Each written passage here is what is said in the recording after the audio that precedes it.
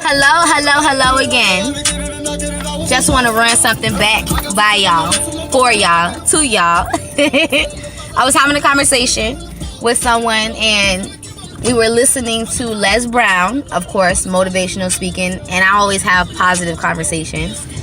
And something was like mind-blowing to me because it was just interesting to know that when you have to do a minor setback for a major comeback, and I say that like very, very lightly because a lot of people may think that's bad. Some people may feel like it's a good thing.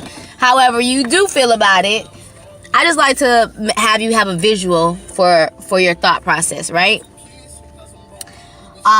When you go through a setback, like, because when I heard this, it blew my mind. So when you go through a setback, always look at it in the situation like a bow and arrow.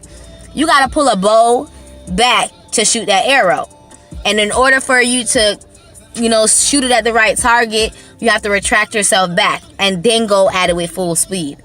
So when I heard that, I was like, yo, so many times we got to go through a lot of setbacks, a lot of fallbacks. Sometimes we got to sit down forcefully and sit down in the ways we don't want to sit down. And I mean that sometimes people got to go to jail to realize and sit back and evaluate themselves. Sometimes people got to get sick in the hospital. Sometimes people die. Sometimes people may lose a job. Sometimes people may quit a job. Sometimes people may not be in school, want to be in school. Sometimes people may get pregnant. There's so many situations, that anybody could relate to that would make somebody think that their dreams is done, and I'm at a very good place in my life where I went through a lot of setbacks. I went through a lot of comebacks, and it's so funny because once I think that my setback is over and my comeback is here, something else happens, not that I perceive it to happen or predict it to happen, but something happens. And once you just think, oh, everything is all well and dandy, it's not, because you're just getting prepared for your next lesson. It's like you're in a jungle. You're always going to be hunting for your food. Like, you're never ever going to stop hunting for your food.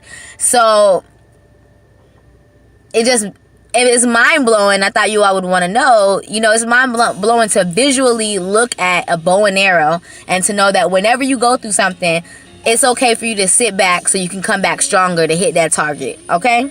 And I say that too because I just recently got a laptop, and there's a lot of things that I've recently purchased to help invest into my business, basically.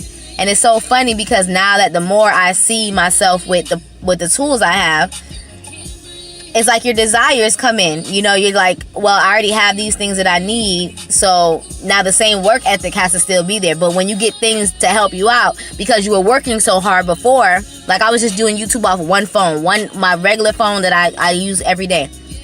Then I started doing YouTube with one phone that I didn't use anymore, and then my regular phone.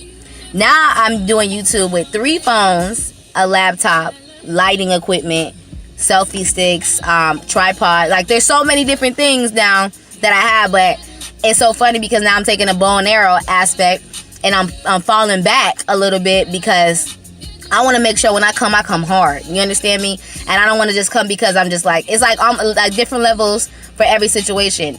Yes, I used to do certain videos. I used to post certain videos or a certain quality of videos. Now, because I'm overanalyzing at times, but also because I'm at that level where I need to produce, I'm able to take a step back and be like, yo, when I come hard, I'm going hard. You know what I'm saying? So, and to speaking of, like, to add light to this,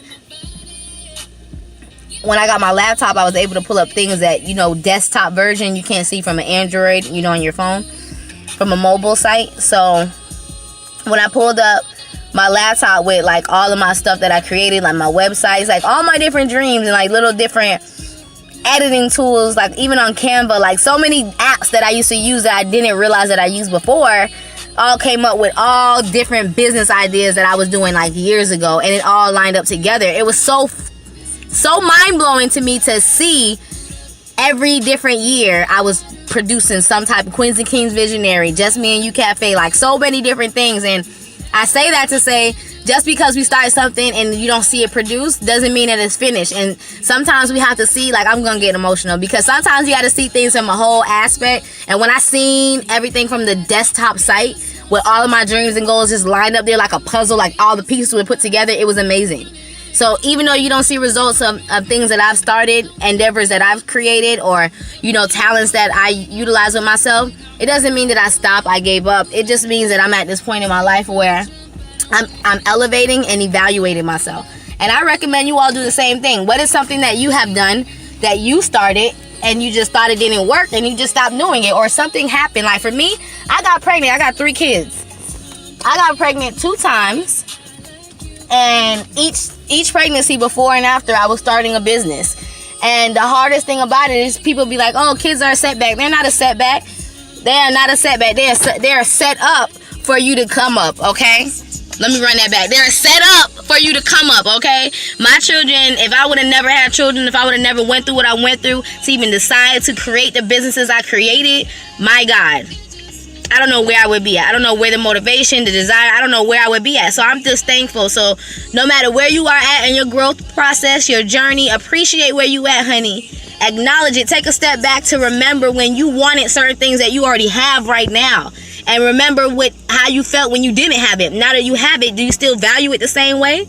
Are your desires still valid? Do you still want the things that you have now? Like, those moments humble us to embrace what we already have and to ask the universe to bring into what we want and what we need. Whoo! That was a lot. That was a lot on my chest to get off, y'all. A lot. It was more, but I'm trying. I am doing increments, shorter segments, trying to keep it under 10 minutes, honey. And it's like 6:46, 6:47 going up. So that's a little motivation moment for you all. Don't forget to like, subscribe, and share if you felt like it resonated with you. If it didn't, I'm pretty sure you know somebody that it does resonate with. So I just want to help everybody else out with my experience. That way you can share your experience. If you're not doing YouTube right now, you're just watching it, I suggest that you sit back and evaluate yourself, because I believe everybody can do YouTube, honey. Everybody. And we'll talk about my African beads that I have on my next video. Yeah, see y'all, I'm talking too much. All right, thank you.